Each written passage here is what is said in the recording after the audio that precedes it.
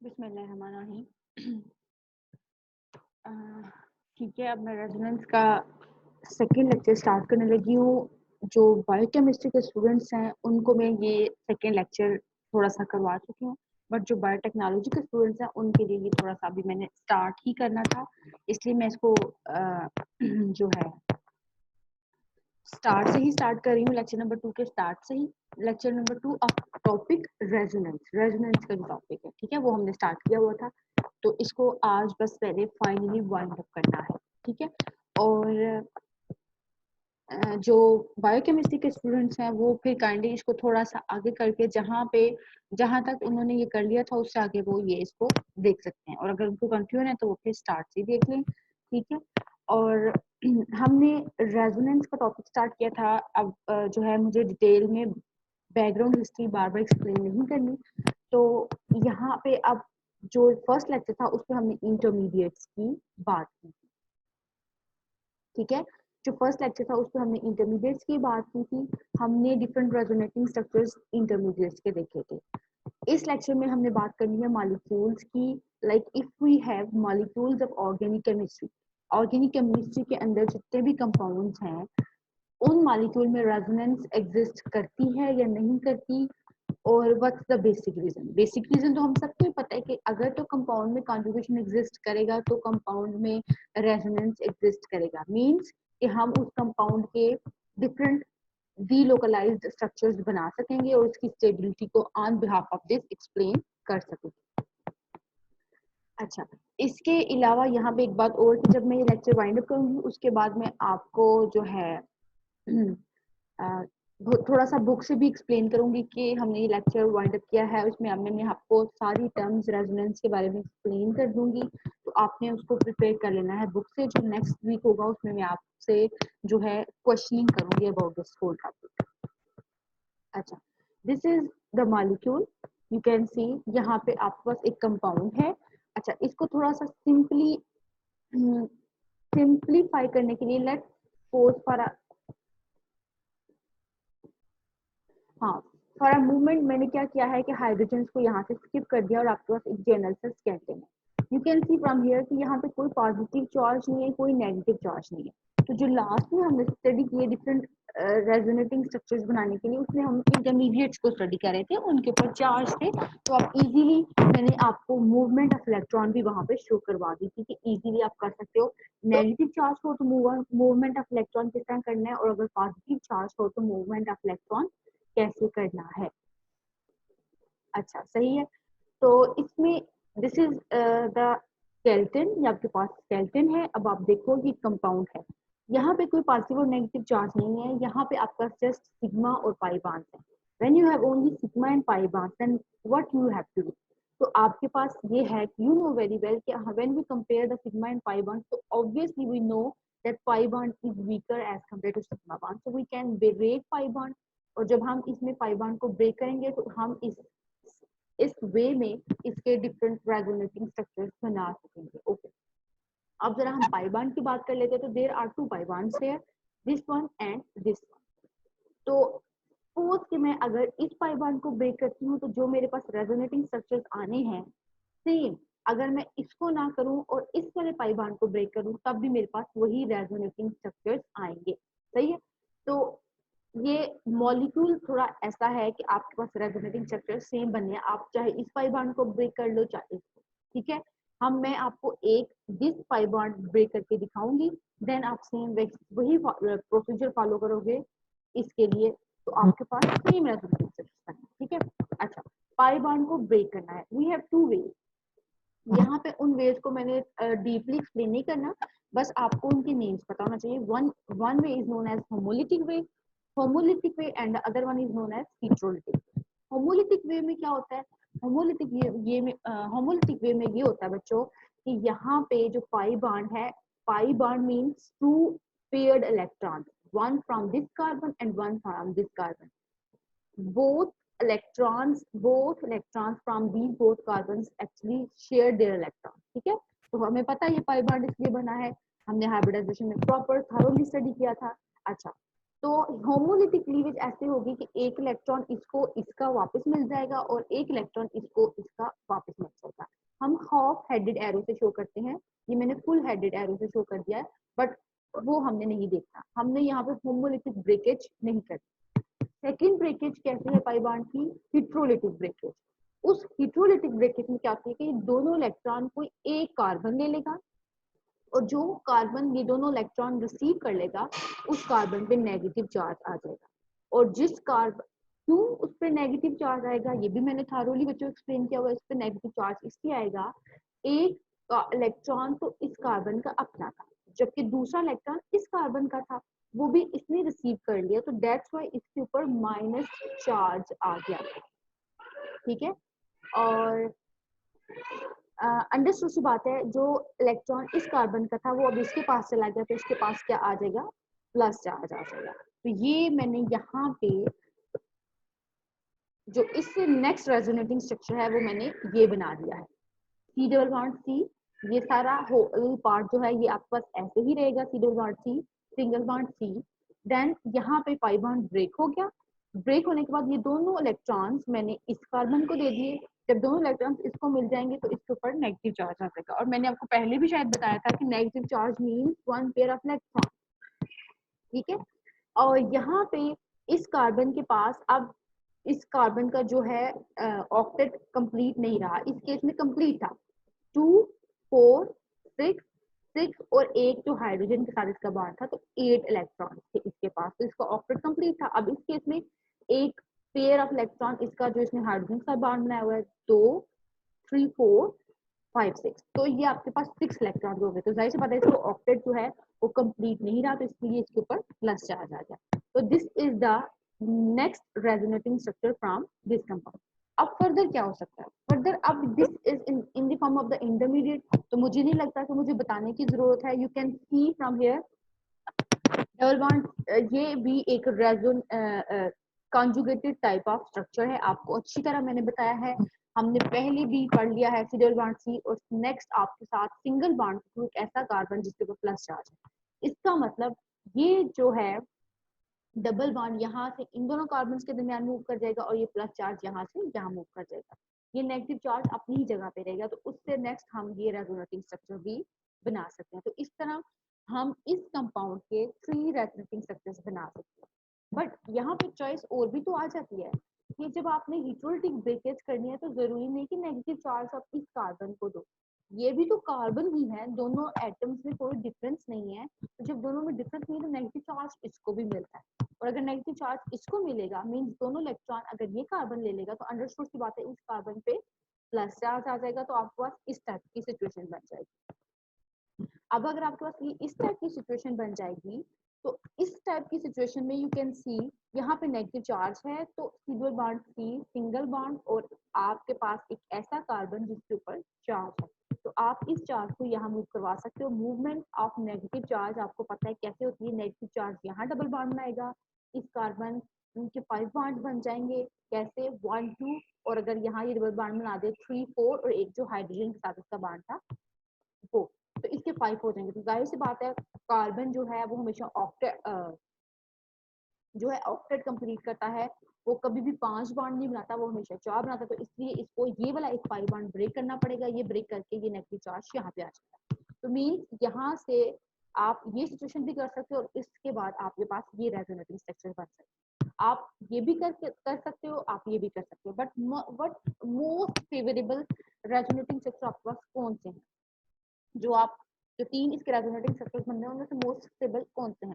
अब आपके पास यहाँ पे देखो इस सिचुएशन में कार्बन के ऊपर नेगेटिव चार्ज है और इस कार्बन के ऊपर पॉजिटिव चार्ज। अब और इस केस में क्या है कि यहाँ जो हमारे पास ये कार्बन है इसके ऊपर प्लस चार्ज है और जो सेंटर कार्बन है इसके ऊपर नेगेटिव चार्ज। तो यहाँ मैंने मेंशन भी किया हुआ है, यहाँ पे जो कार्बन के ऊपर पॉजिटिव चार्ज है वो सेकेंडरी कार्बोकैटायन, और यहाँ इस केस में जो कार्बन के ऊपर प्लस चार्ज है वो एक ही कार्बन से अटैच है, it's mean this is primary carbocation.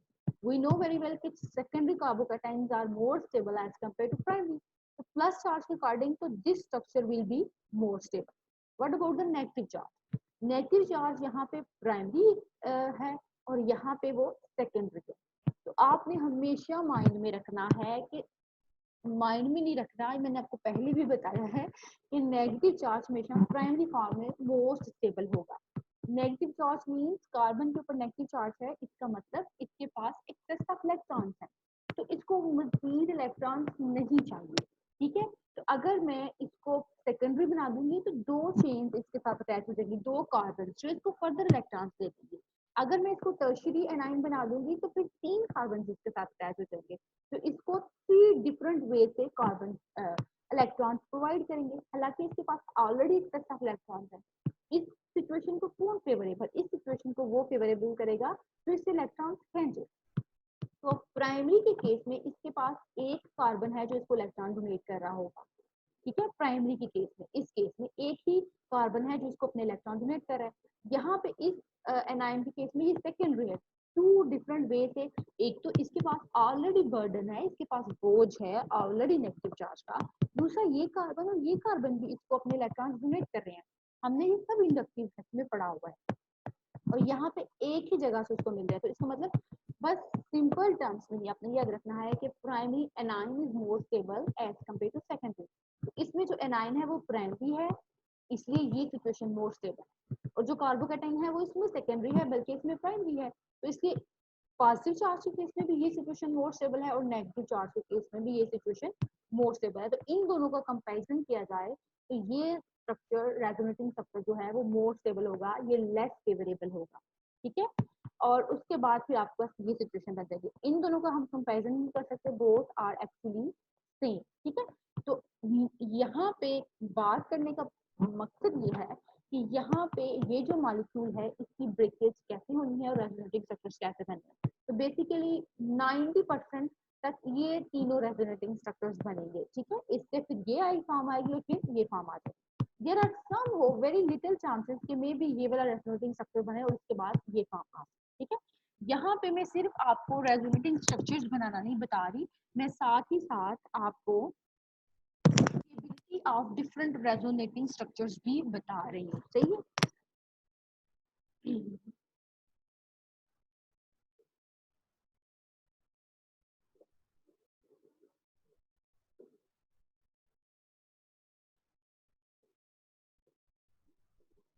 let's wait for a minute.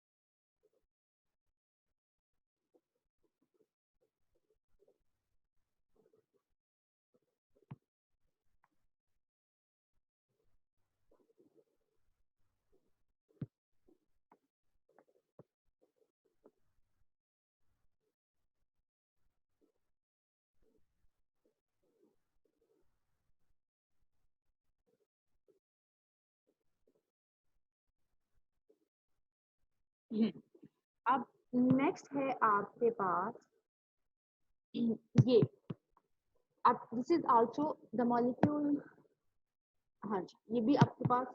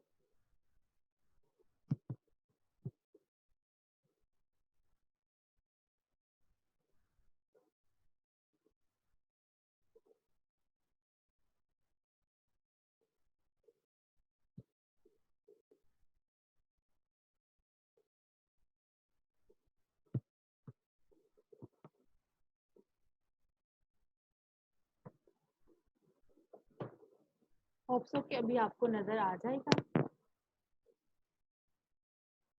और अब आपके सामने सेकंड स्ट्रक्चर है।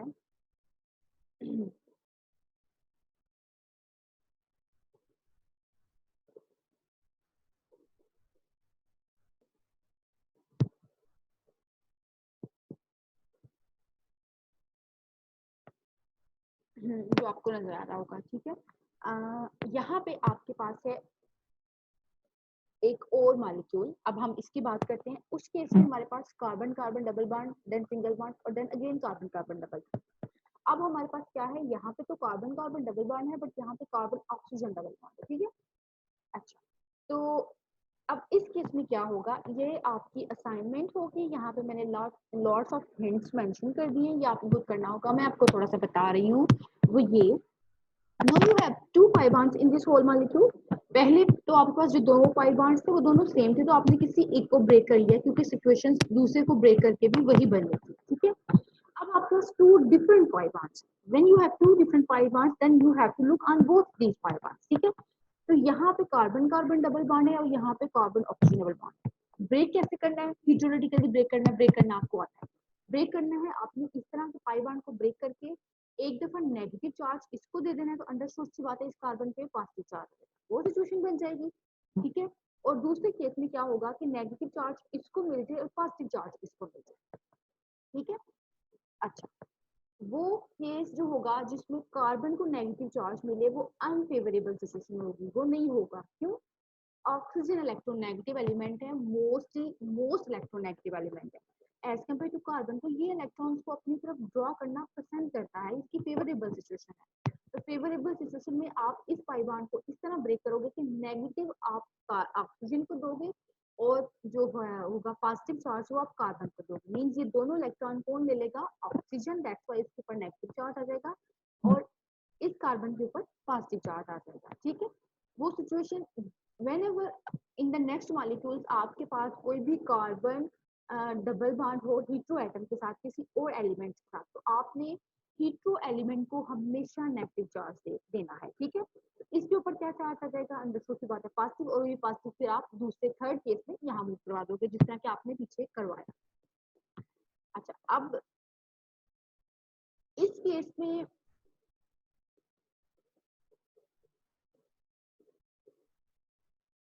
केस में आपने क्या करना है, इस केस में भी दोनों एलिमेंट्स सेम है, तो जिस तरह आपने पीछे किया वैसे ही करवाया।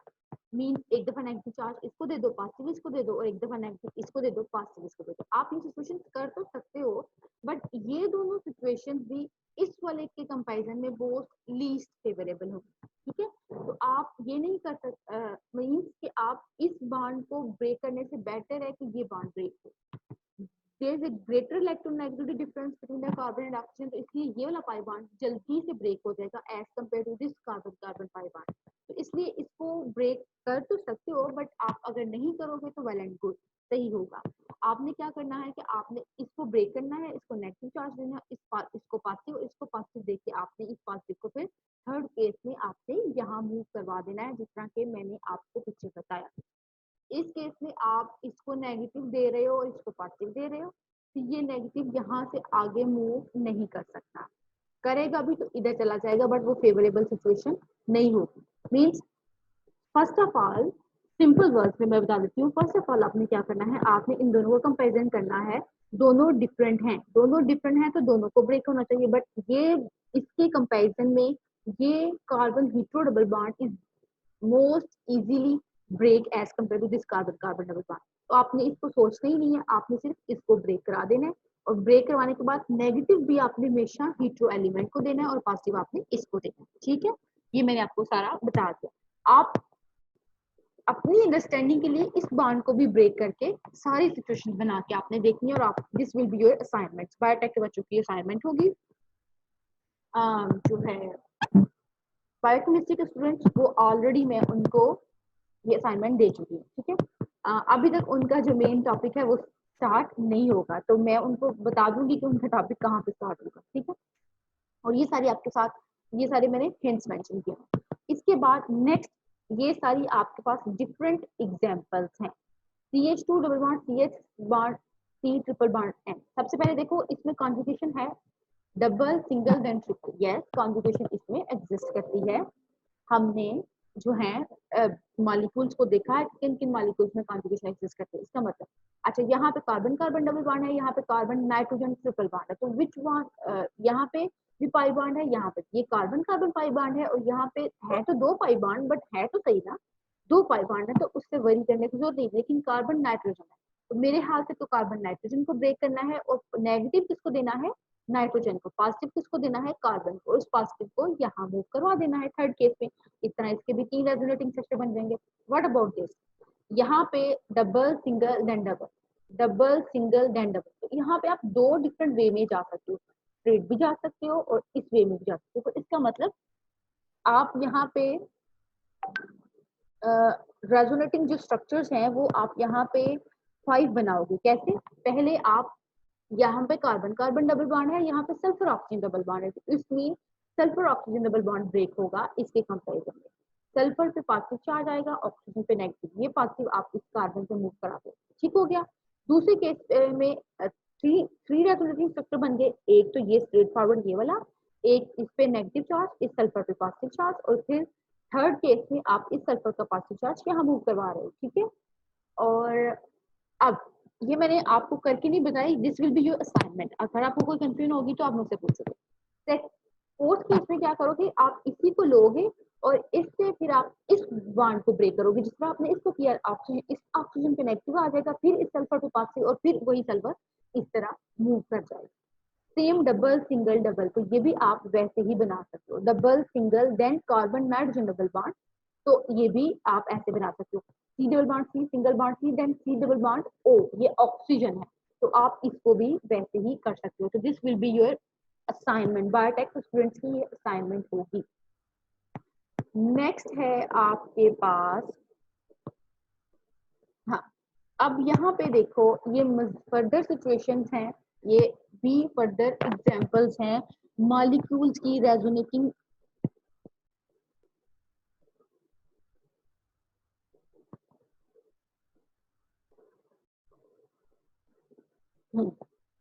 मॉलिक्यूल्स जो हैं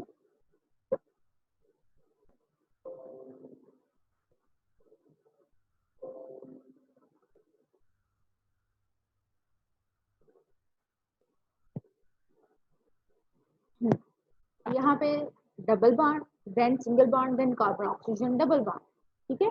तो ये एल्डिहाइड ग्रुप है, लाइक क्लासेस को जब हम डिटेल में स्टडी करेंगे then we will cover that which group is name like this, ठीक है। मतलब कि ग्रुप्स का जो फर्दर नेम्स क्या है, हाउ वी कैन क्लासिफाई, ये हम सब प्रॉपर क्लासेस में जाकर अंडरस्टैंड करेंगे।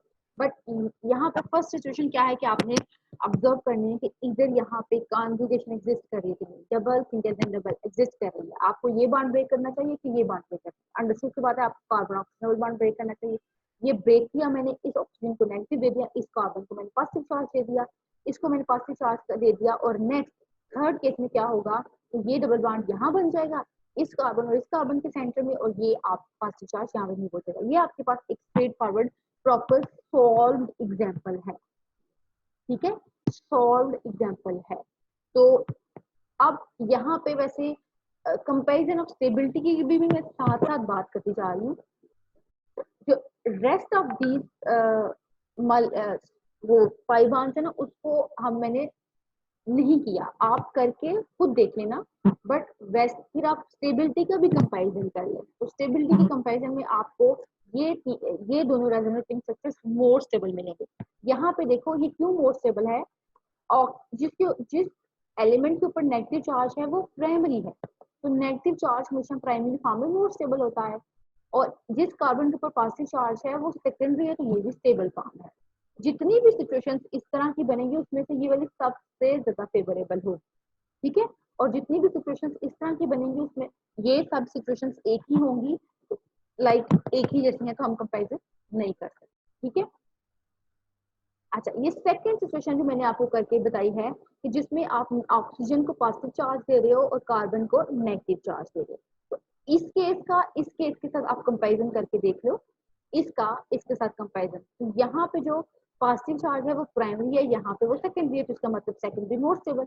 यहाँ पे जो नेगेटिव है वो सेकेंडरी है और यहाँ पे जो नेगेटिव है वो प्राइमरी, तो इसका मतलब ये वाली ज्यादा स्टेबल। इसका कंपैरिजन इसके साथ हो सकता है, बट ये मोर स्टेबल है, तो इसलिए हमेशा आपने हीट्रो एलिमेंट को कार्बन के साथ जो कोई भी डिफरेंट एलिमेंट होगा उसकी इलेक्ट्रोनेगेटिविटी ज्यादा होगी। क्या हो सकता है उसमें, ऑक्सीजन, नाइट्रोजन, फ्लोरीन वगैरह। तो आपने हमेशा नेगेटिव चार्ज उनको देना है और पॉजिटिव चार्ज, इन दोनों को कंपैरिजन नहीं कर सकते because these both situations are same. ठीक है, नेक्स्ट एग्जांपल क्या है, double single then double. Conjugation exist कर सकती है, रेजोनेटिंग स्ट्रक्चर्स बन सकते हैं, दो पाई बॉन्ड है which needs to be break, किसको ब्रेक होना चाहिए, ऑब्वियसली इस जो कार्बन के साथ डिफरेंट एलिमेंट अटैच है उसको ब्रेक करना चाहिए। नेगेटिव किसको मिलना चाहिए, नाइट्रोजन, तो ये पॉजिटिव जाएगा, ये पॉजिटिव आप यहाँ मूव करवा दोगे। ठीक है, अच्छा, अगर मुझे इस कॉन्जुगेशन को एक्सटेंड करना हो, मींस इसके ज्यादा रेजोनेटिंग स्ट्रक्चर्स बनाने हो, तो मैं इसको एक्सटेंड भी कर सकती हूँ। एक्सटेंड करने का वे भी मैंने आपको बताया था, ये सारी फॉर्म मैं वैसे ही मेंशन कर दूंगी। C double bond C, single bond C, then double bond N, C double bond C, single bond C, then C double bond N. ठीक है, ये मैंने वही सारा कंपाउंड लिख दिया जो यहाँ पे था। एक्सटेंड करनी हो तो यहाँ पे मैंने single then double, then single then double bond, then single then double bond, then single then double bond। तो इस तरह आप कॉन्जुगेशन को अगर एक्सटेंड कर लोगे तो आपके पास रेजोनेटिंग स्ट्रक्चर्स भी ज्यादा बनेंगे। इस केस में आपके पास जो रेजोनेटिंग स्ट्रक्चर है वो 3 बनी है। ठीक है, 1 2 3। अगर थोड़ा सा एक्सटेंड किया है मैंने, 1 टाइम एक्सटेंड किया है, डबल बॉन्ड सिंगल, सिंगल पहले देन डबल, अब इसको एक्सटेंड करूंगी तो अब मेरे पास 3 नहीं 4 रेजोनेटिंग स्ट्रक्चर बनेंगे। 1 सेकेंड, ये इसको नेगेटिव दे दिया, इसको पॉजिटिव दे दिया, पॉजिटिव पहले यहाँ मूव किया, ये मूव किया यहाँ, और फिर फोर्थ केस में ये यहाँ मूव कर जाएगा। तो 1 2 3 4 4 रेजोनेटिंग स्ट्रक्चर्स बने हैं। तो आप चाहो तो कॉन्जुगेशन को एक्सटेंड भी कर सकते हो। ठीक है,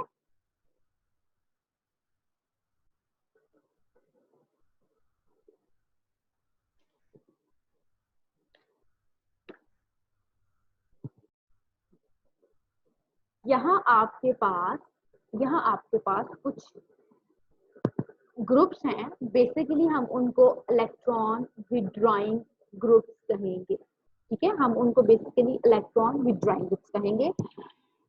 इसका थोड़ा सा जो डिस्कशन है नेक्स्ट ऑनवर्ड डिटेल में करती हूँ थोड़ी देर बाद। इलेक्ट्रॉन विड्रॉइंग ग्रुप्स और डोनेटिंग ग्रुप्स को हम प्रेफरली डिफरेंट क्लासेस में रखेंगे, बट थोड़ा सा मैं यहाँ पे ये बता दूंगी, you people well known about the withdrawing groups and donating groups. Inductive effect पढ़ा था आपने, वहां पे आपने विड्रॉइंग ग्रुप्स भी देखे और डोनेटिंग ग्रुप्स भी देखे, but with respect to the inductive effect. और इंडक्टिव इफेक्ट हमेशा सिग्मा बॉन्ड के थ्रू। अभी आप रेजोनेंस को पढ़ रहे हो, तो रेजोनेंस के अंदर भी जो आपने इंडक्टिव इफेक्ट में जो आपने इलेक्ट्रॉन विड्रॉइंग ग्रुप्स पढ़े थे, वही इलेक्ट्रॉन विड्रॉइंग ग्रुप्स रेजोनेंस में भी वही होंगे ऑब्वियसली। और जो डोनेटिंग ग्रुप्स होंगे इंडक्टिव इफेक्ट में जो आपने पढ़े हैं वही डोनेटिंग ग्रुप्स यहाँ भी होंगे, बट यहाँ पे आप रेजोनेंस इफेक्ट पढ़ रहे हो, आप इंडक्टिव इफेक्ट नहीं पढ़ रहे। रेजोनेंस के इंडक्टिव इफेक्ट से मैं डिफरेंस भी आप पूछ सकती हूँ आपसे कि what is the difference between the inductive effect and resonance. ठीक है, अच्छा, so first example, these all are the examples that you have to done on your own in the form of the assignment. This will be your assignment और आपने मुझे ये submit करवानी है। मैं आपकी जीआर को बता दूंगी कि आपने मुझे बायोटेक के स्टूडेंट से मुझे असाइनमेंट कब जो है सॉफ्ट फॉर्म में पीडीएफ फॉर्म में सबमिट करवानी है। एक ही ईमेल में सबके असाइनमेंट आने चाहिए along with their roll number. ठीक है, उनका रोल नंबर मेंशन होना चाहिए। जो फाइल का नेम आपने सेव करना है वो अपने रोल नंबर से करना है। सही है, अच्छा, और यहाँ पे देखो double single then carbon oxygen double bond, इसका मतलब रेजोनेंस है, कौन सा बॉन्ड ब्रेक होना है, ये होना है। ब्रेक होगा तो किसको नेगेटिव मिलेगा, ऑक्सीजन पॉजिटिव, इसको आ जाएगा, ये पॉजिटिव यहाँ मूव करा देगा। ये आपके पास एक एल्डिहाइड था, ये आपके पास क्या है, ये आपके पास एक कीटोन है, बट देखो कॉन्जुगेशन है double then single then double. Yes, conjugation है double single then double, conjugation है, तो इसका मतलब कोई ये बॉन्ड ब्रेक होगा, ऑक्सीजन को नेगेटिव मिलेगा, इस कार्बन को पॉजिटिव ओवर पॉजिटिव आप यहाँ मूव करा देगा। ठीक है, इसको मैंने थोड़ा सा, ये तो जो है फॉर्मूला मेंशन है, इसको थोड़ा स्ट्रक्चरली देखो। तो ये आपने इस लाइन से नीचे नीचे देखना है, ये थोड़ा सा मैंने स्पेस को मैंने बस पता नहीं क्या किया है। तो यहाँ पे देखो this is carbon carbon double bond, इसको मैंने थोड़ा सा ओपन करके मेंशन किया था। ये क्या था, carbonyl group, C double bond O, साथ में CH3 ग्रुप है, ठीक है। अब देखो यहाँ पे डबल बॉन्ड ये है, देन ये carbon carbon single bond, then carbon oxygen double bond, इसका मतलब रेजोनेंस है।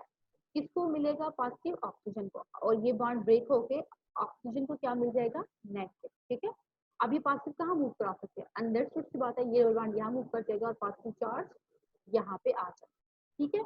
ये कीटोन था, ये भी कीटोन था, ये भी कीटोन था, ये साइनाइड ग्रुप है, double single then triple bond, तो आपने इसका खुद करना है, then double single then double bond, तो ये भी आपने खुद करना है।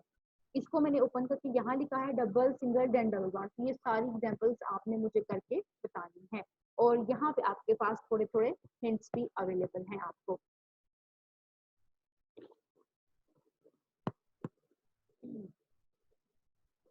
अच्छा, तो ये हमने जितने भी ग्रुप्स की बात की है, यहाँ पे दिस इज एल्डिहाइड, ये कीटोन है, ये फिर कीटोन है, ये सायानो ग्रुप है, ये कीटोनिक ग्रुप है, और ये एल्डिहाइड ग्रुप है। तो ये सारे के सारे क्या हैं, इलेक्ट्रॉन विथड्रॉइंग ग्रुप्स। तो हम इनको प्रॉपर क्लासिफाई करते हैं थोड़ा सा नेक्स्ट में। अब मैं जिन ग्रुप्स की बात कर रही हूँ वो इलेक्ट्रॉन डोनेटिंग ग्रुप्स। अच्छा,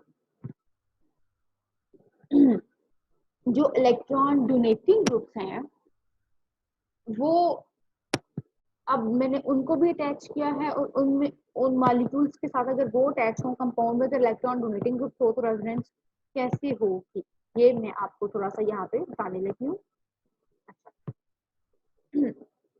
जो इलेक्ट्रॉन डोनेटिंग ग्रुप्स हैं, ये आपके पास देख, आपको अब लग रहा है कि जितनी भी हमने पहले एग्जांपल्स पढ़ी थी वो double single double double single double situation, but आपने जब डीलोकलाइजेशन की फॉर्म्स पढ़ी थी, कॉन्जुगेशन की टाइप्स पढ़ी थी, तो this is your second type, ठीक है। आपने वहां पे हमने डिस्कस किया था कि double bond then when single bond के थ्रू किसी ऐसे एलिमेंट्स के साथ अटैच हो जिसके पास p ऑर्बिटल हो, ठीक है। या मैं इस तरह बोल दूं, या मैं इस तरह बोल दूं कि डबल बॉन्ड सिंगल बॉन्ड के थ्रू एक ऐसे एलिमेंट से अटैच हो जिसके पास लोन पेयर हो, ठीक है। तो वो जो आपने second type of delocalization study की थी, ठीक है, लोकलाइज एंड डीलोकलाइज में जो आपने सेकेंड टाइप डिस्कस की थी, ये बिल्कुल वही है। वहां पे आपने डिस्कस किया था कि डबल बॉन्ड एक सिंगल बॉन्ड के थ्रू एक ऐसे कार्बन से अटैच होना चाहिए जिसके पास p ऑर्बिटल होना चाहिए, ठीक है, एक ऐसे एलिमेंट के साथ अटैच हो जिसके पास p ऑर्बिटल हो। तो आप यहाँ पे जब कार्बन के ऊपर प्लस चार्ज बनाते थे तब भी p ऑर्बिटल था उसके पास एक, जब उसके ऊपर नेगेटिव चार्ज बनाते थे तब भी p ऑर्बिटल था, और जब उसके पास एक रेडिकल होता था तब भी उसके पास p ऑर्बिटल था। तो वो सारी सिचुएशन थी, ये भी कुछ वैसी ही सिचुएशन है। तो इसमें क्या आ जाएगा, इस केस में x की जगह हम क्या क्या ला सकते हैं, हमें कोई ऐसा एलिमेंट चाहिए जो डबल बॉन्ड देन एक सिंगल बॉन्ड और डायरेक्टली एक ऐसा एलिमेंट हो जिसके पास लोन पेयर हो। तो वो इस तरह के मॉलिक्यूल्स में भी कॉन्जुगेशन एग्जिस्ट करती है, और अगर एग्जिस्ट करती है तो इसका मतलब ये हुआ कि अगर कॉन्जुगेशन एग्जिस्ट करती है तो इसका मतलब इसमें इसके भी हम रेजोनेटिंग स्ट्रक्चर्स बना सकते हैं। अच्छा, अब ये कौन कौन से एलिमेंट्स हो सकते हैं, इसमें फ्लोरीन क्लोरीन ब्रोमीन आयोडीन, ये सारे हो सकते हैं, क्यों, इन सबके पास लोन पेयर हो सकते हैं। इसके बाद इसके अलावा यहाँ ऑक्सीजन भी हो सकता है, यहाँ नाइट्रोजन भी हो सकता है, ठीक है। तो double bond single bond then fluorine, तो फ्लोरीन के पास 3 लोन पेयर होते हैं, तो इसका मतलब ये कैटेगरी फुलफिल करता है। हमें तो एक लोन पेयर चाहिए तो हम वो यूज कर लेंगे। Then C double bond C single bond chlorine, तो इसमें भी कॉन्जुगेशन है, C double bond C single bond bromine, then इसमें भी कॉन्जुगेशन होगी, क्योंकि इन सब के पास 3 लोन पेयर होते हैं, तो अपना एक लोन पेयर ये यूटिलाइज कर लेंगे। इसके अलावा C double bond C single bond, और अब मैंने ऑक्सीजन अटैच कर दिया साथ में उसके हाइड्रोजन है, क्योंकि ऑक्सीजनेशन 2 बॉन्ड में, तो इस ऑक्सीजन के पास लोन पेयर है, इसका मतलब इसमें भी कॉन्जुगेशन है। अगर इस हाइड्रोजन को रिप्लेस करके यहाँ CH3 ग्रुप लगा दूं फिर भी इसमें कॉन्जुगेशन आएगी। आपने ये वाला स्ट्रक्चर पहले देखा है। अगर C double bond C single bond के साथ में NH2 ग्रुप लगा दूं तो इसमें भी कॉन्जुगेशन एग्जिस्ट करती है। और अगर मैं NH2 है, ठीक है, NH2 है यहाँ पे, अगर इन दोनों हाइड्रोजन को एक हाइड्रोजन रिप्लेस कर दूं, मिथाइल ग्रुप लगा दूं और एक हाइड्रोजन ही रहने दूं, तो ये भी एक डिफरेंट मॉलिक्यूल बन जाएगा, बट इसमें भी कॉन्जुगेशन एग्जिस्ट करेगी। इसके अलावा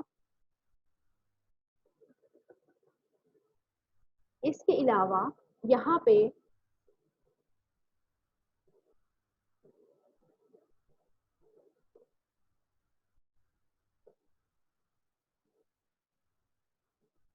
class just wait for a minute.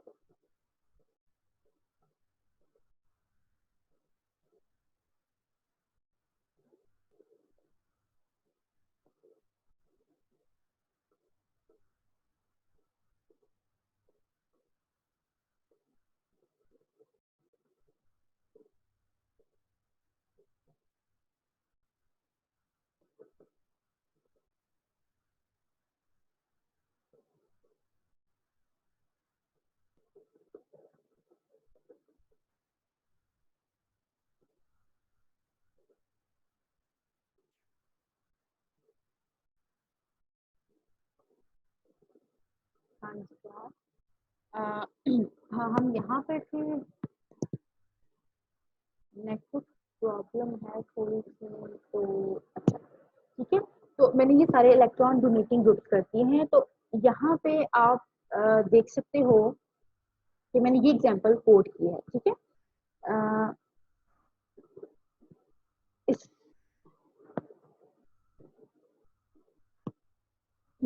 CH2 double bond CH double bond के साथ एक सिंगल बॉन्ड, देन डायरेक्टली एक ऐसा एलिमेंट अटैच हो जिसके पास लोन पेयर हो, तो उस मॉलिक्यूल में कॉन्जुगेशन एग्जिस्ट करती है, तो वो भी रेजोनेंस शो कर सकता है। लाइक उसमें भी रेजोनेंस हो सकती है। अगर उस रेजोनेंस हो सकती है तो रेजोनेटिंग स्ट्रक्चर्स बनेंगे, और रेजोनेटिंग स्ट्रक्चर्स बनेंगे तो इट्स मीन कि हाँ we can explain the stability of the molecule with the help of different structures, ठीक है। क्या होगा कि यहाँ पे अब रेजोनेंस कैसे आपने इंडिकेट करनी है, रेजोनेटिंग स्ट्रक्चर्स कैसे बनाने। whenever you see the पहले तो आपका सिंपल मॉलिक्यूल्स थे जिसमें सिर्फ पाई बॉन्ड्स एग्जिस्ट कर रहा था, ठीक है। जिसमें सिर्फ आपने पाई बॉन्ड्स देखा है। आप इस आपने आपके पास कोई ऐसा एलिमेंट नहीं था जिसके पास लोन पेयर। अब आपके पास यहाँ पे देखो डबल सिंगल डबल वाली सिचुएशन नहीं है, डबल है देन सिंगल है देन डायरेक्टली हीटेरो एलिमेंट अटैच है, ठीक है। तो यहाँ पे फ्लोरीन अपना ये लोन पे यहाँ डोनेट कर देगा इलेक्ट्रॉन। जब भी अपने इलेक्ट्रॉन डोनेट कर देंगे, इस कार्बन के क्या बाड बन जाएंगे, 5 बाड्स बन जाएंगे। ये पहले भी डिस्कस किया है। 5 बाड्स बन जाएंगे तो उसको अंडर सोच की बात है, ये वाला 5 बाड ब्रेक करके इस कार्बन को नेगेटिव चार्ज देना पड़ेगा। तो इसका आपके पास इस मॉलिक्यूल के दो डिफरेंट फॉर्म्स आ गए, दो डिफरेंट रेजोनेटिंग स्ट्रक्चर्स इसके हो गए। इसके दो डिफरेंट रेजोनेटिंग स्ट्रक्चर्स होते हैं। यहाँ पे एक बात आपने याद रखनी है कि जो रेजोनेंस होता है वो कंजर्वेशन ऑफ चार्ज के रूल को फॉलो करता है। कंजर्वेशन ऑफ चार्ज मीन कि यहाँ पे अगर तो फर्स्ट रेजोनेटिंग स्ट्रक्चर है, रेजोनेंस हमेशा कंजर्वेशन ऑफ चार्ज को फॉलो करती है। तो अगर फर्स्ट केस न्यूट्रल है तो बाकी सारे स्ट्रक्चर भी न्यूट्रल होंगे। अगर फर्स्ट न्यूट्रल है तो यहाँ पे देखो इसके ऊपर पॉजिटिव चार्ज है, दूसरे केस में और नेगेटिव। पॉजिटिव नेगेटिव एक दूसरे को न्यूट्रलाइज कर देते हैं, तो इसका मतलब ये भी ओवरऑल न्यूट्रल स्ट्रक्चर है। ये दोनों रेजोनेटिंग स्ट्रक्चर्स न्यूट्रल हैं क्योंकि यहाँ पे पॉजिटिव है उसके साथ नेगेटिव भी है। पॉजिटिव नेगेटिव एक दूसरे को न्यूट्रल कर देते हैं, ठीक है। अच्छा, तो यहाँ पे डिफरेंट फॉर्म्स हैं। मेरे पास जस्ट 2 मिनट्स हैं, देन मैं नेक्स्ट रिकॉर्डिंग में नेक्स्ट लेक्चर इसको एक्सप्लेन करती हूँ। नेक्स्ट नेक्स्ट रिकॉर्डिंग में इसको एक्सप्लेन करती हूँ। बट यहाँ पे आप लोग एक एग्जांपल देख लो। देखो डबल बॉन्ड, यहाँ पे कंपाउंड है CH3 double bond O bond fluorine, ठीक है। और यहाँ पे है आपके पास CH2 double bond CH single bond fluorine. तो क्या देखो इन दोनों में कॉन्जुगेशन एग्जिस्ट कर रही है, जो हम कॉन्जुगेशन अभी टाइप पढ़ रहे हैं। कॉन्जुगेशन डबल देन सिंगल, और सिंगल के साथ डायरेक्टली कैसा एलिमेंट रहता है जिसके पास लोन पेयर है, ठीक है। यहाँ भी आप देख सकते हो, यहाँ पे आपको कंफ्यूजन नहीं होनी चाहिए। देखो डबल बॉन्ड है, डबल बॉन्ड के साथ एक सिंगल बॉन्ड, और सिंगल बॉन्ड के साथ एक डायरेक्टली एलिमेंट अटैच है जिसके पास लोन पेयर। इट्स मीन यहाँ भी कॉन्जुगेशन हो सकती है। यहाँ पे क्या होगा, ये वही सिचुएशन है जो आपने ऊपर डिस्कस की। इसमें क्या होगा, फ्लोरीन अपने लोन पे डोनेट करेगा। जब ये डोनेट करेगा तो यहाँ पे इस कार्बन के 5 बाड बन जाएंगे। अंडरस्टूड की बात है, ये बाड ब्रेक होकर ऑक्सीजन के ऊपर नेगेटिव चार्ज आ जाएगा। तो इस तरह इसके भी दो रेजोनेटिव, ये न्यूट्रल है तो ये भी ओवरऑल न्यूट्रल है। पॉजिटिव नेगेटिव एक दूसरे को बैलेंस कर देंगे। इस केस में देखो double double bond then single, और सिंगल के साथ डायरेक्टली एक ऑक्सीजन अटैच है जिसके पास लोन पेयर है। ये यहाँ डबल बॉन्ड बना देगा और ये कार्बन ऑक्सीजन ओ नेगेटिव हो जाएगा, ये भी न्यूट्रल तो ये भी न्यूट्रल। ठीक है, इस तरह आप ये सारी एग्जांपल्स भी कर सकते हो। जिस तरह मैंने ये एग्जांपल की, ये लोन पेज में यहाँ डोनेट किए, यहाँ से बॉन्ड ब्रेक होकर ओ नेगेटिव हो, आप इसका भी कर सकते हो सीधे बॉन्ड से स्टार्ट हुआ। ये जिसका मैंने नहीं किया, this will be your assignment, तो आपने इसको असाइनमेंट में कवर करना है और नेक्स्ट फिर मैं नेक्स्ट लेक्चर में एक्सप्लेन करती हूँ।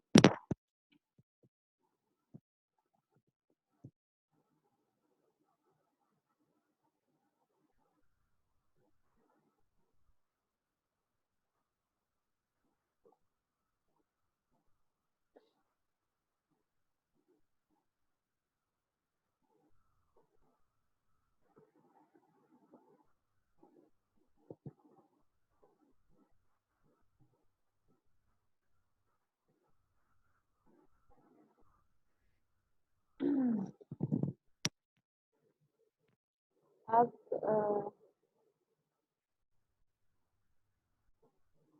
होप सो कि मीटिंग जस्ट 45 मिनट्स की थी, अगर 45 मिनट से ऊपर टाइम हो रहा है तो मे बी एंड हो जाए तो मुझे न्यू मीटिंग स्टार्ट करनी है।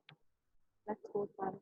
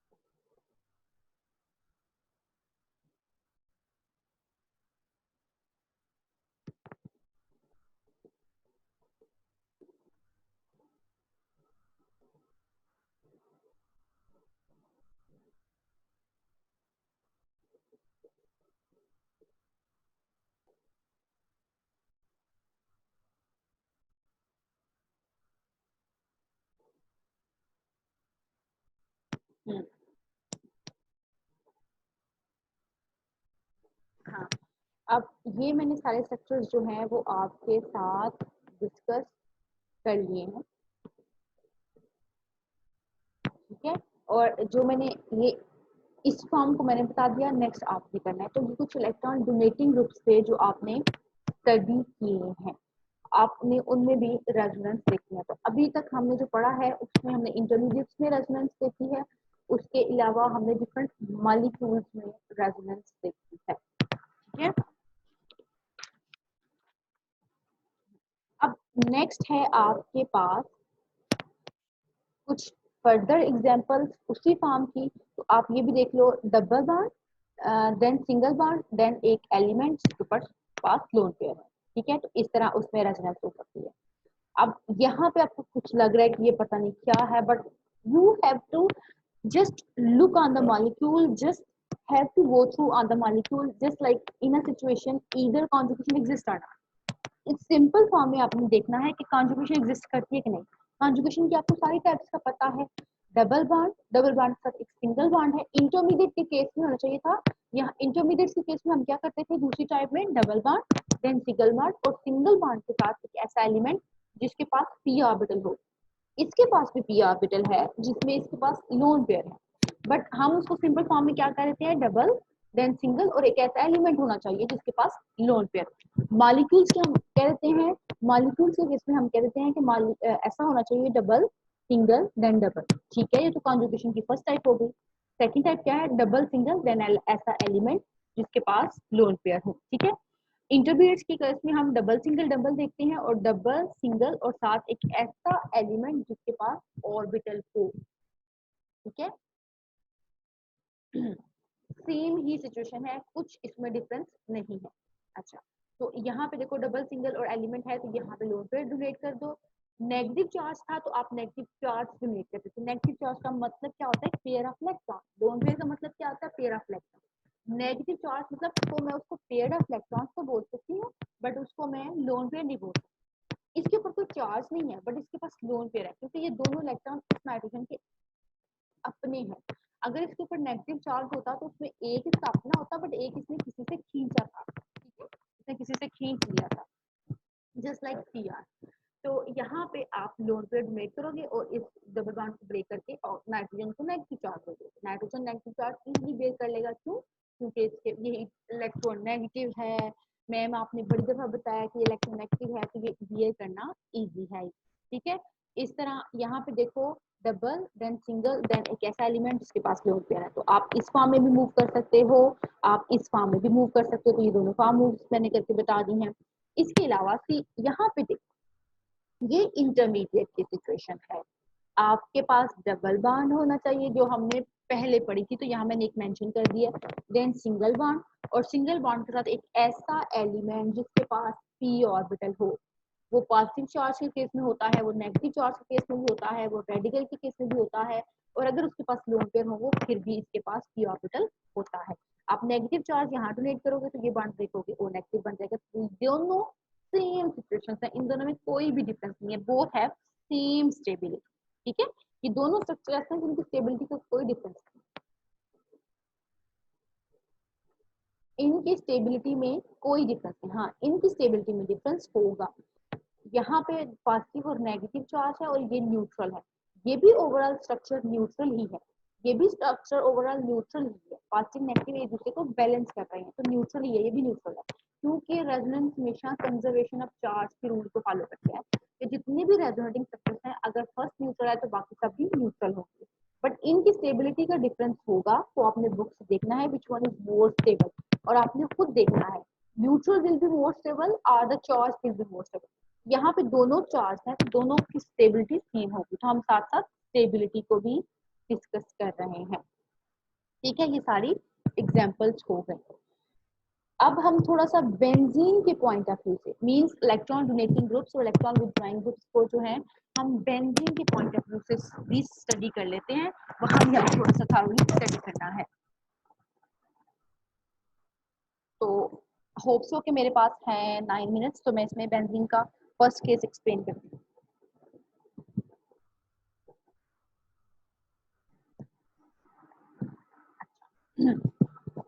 ये भी एग्जांपल है CH3 single bond. Hope so there is something wrong with my laptop. Double bond then single bond then carbon, इसके ऊपर है नेगेटिव चार्ज। तो क्या इसमें होगा कि नहीं होगा, एंड विच वन में भी मोर स्टेबल, ये आपने खुद करना है। और ये मैं क्वेश्चन आपसे पूछूंगी कि इन दोनों सिचुएशंस में ये ज्यादा स्टेबल क्यों है।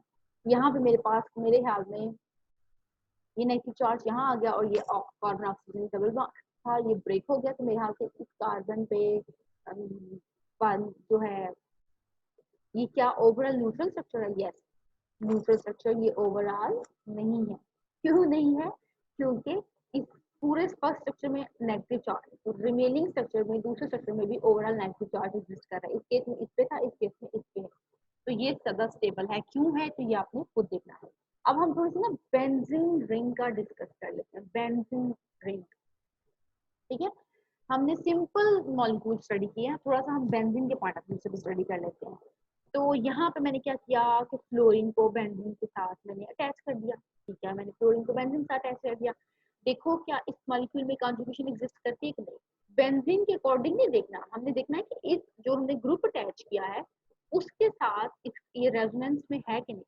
तो डबल बॉन्ड देन सिंगल, और सिंगल बॉन्ड के साथ डायरेक्टली कैसा एलिमेंट अटैच है जिसके पास लोन पेयर है। तो जो हमने इलेक्ट्रॉन, इसका मतलब ये कौन सी फॉर्म है? इलेक्ट्रॉन डोनेटिंग ग्रुप है, ठीक है। ये इलेक्ट्रॉन अपने यहाँ पे डोनेट कर देगा, तो यहाँ पे ये बॉन्ड ब्रेक होकर नेगेटिव चार्ज यहाँ पे आ जाएगा, सही है। अब जब ये नेगेटिव चार्ज आएगा तो देखो ये नेगेटिव चार्ज इस डबल बॉन्ड के साथ अगेन कॉन्जुगेशन में है, ठीक है। इंटरमीडिएट वाली कॉन्जुगेशन आ गई। अब ये तो ये मॉलिक्यूल्स वाली कॉन्जुगेशन आ गई ना। मॉलिक्यूल्स में क्या होना चाहिए? डबल बॉन्ड देन सिंगल, और सिंगल बॉन्ड का डायरेक्टली ऐसा एलिमेंट जिसके पास लोन पेयर है। और इंटरमीडिएट पर क्या थी? डबल बॉन्ड देन सिंगल, और सिंगल बॉन्ड के साथ डायरेक्टली एक ऐसा एलिमेंट जिसके पास p ऑर्बिटल हो। इसके पास लोन पेयर है तो अंडरस्टूड सी बात है वो किसी ना किसी ऑर्बिटल में ही होगा। इसके पास ऑर्बिटल है बट कोई चार्ज नहीं है, चार्ज मॉलिक्यूल, बस ये डिफरेंस, ठीक है। ये नेगेटिव यहाँ डबल बॉन्ड में आ जाएगा, तो अंडरस्टूड सी बात है इस कार्बन के 5 बॉन्ड हो जाएंगे, इसलिए इसको एक 5 बॉन्ड ब्रेक करके ये नेगेटिव चार्ज यहाँ बनाना पड़ेगा। तो थर्ड केस में ये इस तरह का रेजोनेंस स्ट्रक्चर बनेगा। रेस्ट ऑफ द मॉलिक्यूल सारे का सारा वैसा ही है जैसा कि इस केस में है। अब देखो ये नेगेटिव इस डबल बॉन्ड का अगेन कॉन्जुगेशन में है, तो ये नेगेटिव यहाँ डबल बॉन्ड बनाएगा और ये डबल बॉन्ड ब्रेक होकर यहाँ नेगेटिव चार्ज बना देगा। ठीक है, ये हो गया। और उसके बाद क्या फर्दर कॉन्जुगेशन एग्जिस्ट कर रही है, ये नेगेटिव यहाँ डबल बॉन्ड बनाएगा, तो यहाँ से फ्लोरीन को उसके लोन पे वापस मिल जाएंगे।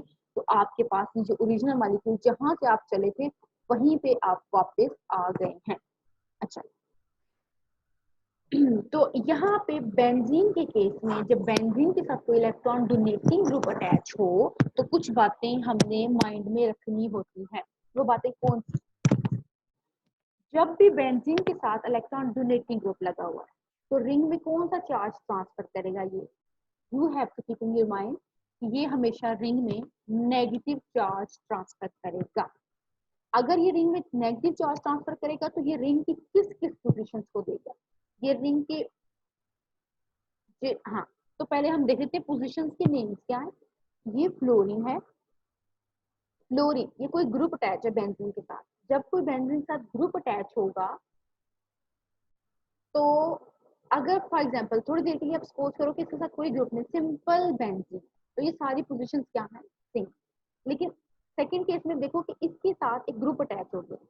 जब भी बेंजीन के ऊपर कोई ग्रुप अटैच हो जाएगा, चाहे वो विड्रॉइंग हो चाहे वो डोनेटिंग हो, इस वक्त ये डोनेटिंग है, ठीक है, तो उसके साथ वाला एडजेसेंट कार्बन इसको हम बोलेंगे this carbon is known as ortho. ठीक है, आर्थो पोजीशन या ये आर्थो कार्बन। उससे जो नेक्स्ट कार्बन होगा उसको हम बोलेंगे मेटा, और उससे जो नेक्स्ट कार्बन होगा उसको हम बोलेंगे पैरा। अच्छा, इसको हम क्या बोलेंगे? अंडरस्टूड, ये बिल्कुल एडजेसेंट है, तो ये जिस तरह ये आर्थो है ये भी आर्थो। जिस तरह नेक्स्ट एक कार्बन छोड़ के उससे जो नेक्स्ट कार्बन होगा ग्रुप के साथ वो मेटा और ये सेम पैरा हो गया। ठीक है, इलेक्ट्रॉन डोनेटिंग ग्रुप, मैंने दो बातें आपको कही हैं, अब आपको पोजीशंस का पता चल गया। The adjacent positions are known as ortho position, so these both carbons are known as ortho carbons, are these both positions are known as ortho position. Next, these two positions are known as meta position. एक carbon छोड़ के next carbon जो दोनों होंगे वो Meta होंगे और third carbon कौन सा होगा? पैरा। पोजीशंस हमने डिसाइड कर ली। पोजीशंस के बाद अब देखो यहाँ पे डोनेटिंग ग्रुप हमेशा रिंग में नेगेटिव चार्ज भेजता है। वो भेजता कहाँ कहाँ है? आर्थो पोजीशन पे। आर्थो के बाद उसने कहाँ भेजा? पैरा पे। पैरा के बाद उसने फिर कहाँ भेजा? Ortho. You have to keep in mind whenever electron donating group is attached with the ring, ring के साथ जब डोनेटिंग ग्रुप होगा तो वो रिंग में नेगेटिव चार्ज देगा, रिंग को नेगेटिव चार्ज देगा। डोनेटिंग का काम होता है देना, ये ले मुझसे ले लें आप, मैं दे सकता हूँ, मेरे पास पावर है, I have lone pairs, I can donate to you. ये डोनेट करेगा तो इसका मतलब ये रिंग में नेगेटिव चार्ज भेजेगा, इलेक्ट्रॉन रिंग में भेजेगा। नेगेटिव का चार्ज का मतलब होता है एक्सेस ऑफ इलेक्ट्रॉन, तो ये लिंक को pair of electron, negative charge का मतलब क्या होता है? पेयर ऑफ इलेक्ट्रॉन इस रिंग को भेज दिया। तो वो भेज रहा कहाँ कहाँ पे? पोजीशंस भी अपनी याद रखनी है, आर्थो, पैरा, देन आर्थो। अब थोड़ी सी स्टेबिलिटी की बात, मेरे पास जस्ट 2 मिनट्स है स्टेबिलिटी की बात। You have 1 2 3 4 and 5, fifth one तो वही है जो ये फर्स्ट है, इसलिए आपके पास 4 रेजोनेटिंग स्ट्रक्चर्स। तो 4 रेजोनेटिंग स्ट्रक्चर्स में हमने देखना है which one is more stable structure, हमने ये भी कंपैरिजन करना है। ठीक है, तो यहाँ पे मैंने आपको पिछले क्वेश्चंस का भी हिंट दे दिया कि चार्ज स्ट्रक्चर मोर स्टेबल होता है या न्यूट्रल। तो इन सब में ये वाला तो बिल्कुल न्यूट्रल स्ट्रक्चर है, तो ये सबसे ज्यादा स्टेबल होगा। ठीक है, अब रह गई इन तीनों की बारी, इन तीनों में से हमने कंपैरिजन करना है। तो इसको थोड़ा सा ये लेंथी है, तो मैं इसको ना नेक्स्ट जो है मीटिंग में स्केड्यूल में आपको ये सारा एक्सप्लेन करूँ।